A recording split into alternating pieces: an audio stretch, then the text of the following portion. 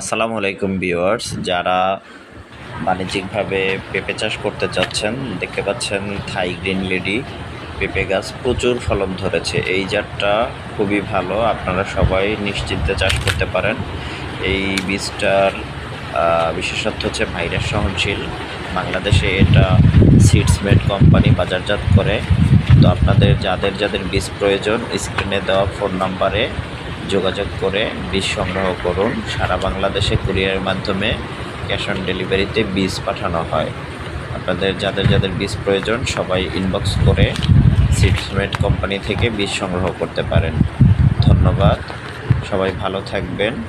আর পেঁপে চাষের জন্য আরেকটা টিপস, অবশ্যই উঁচু জমি নির্বাচন করবেন যেখানে পানি ওঠার কোনো সম্ভাবনা নেই, তাহলেই আপনারা পেঁপে চাষে সফলতা পেতে পারবেন। থাই গ্রিন লেডি জাতটা কাঁচা পেঁপের জন্য বিখ্যাত, তবে গাছে রেখে পাকালে সে পেঁপেটাও মিষ্টি হয়, মিষ্টি প্রায় 15-16 ব্রিক্স, সুতরাং অনেকটাই মিষ্টি। অনেকে ভুল ধারণা যে এটা পাকা পেঁপে খাওয়া যায় না, অবশ্যই খাওয়া যায়। প্রচুর পেঁপে হওয়ার কারণে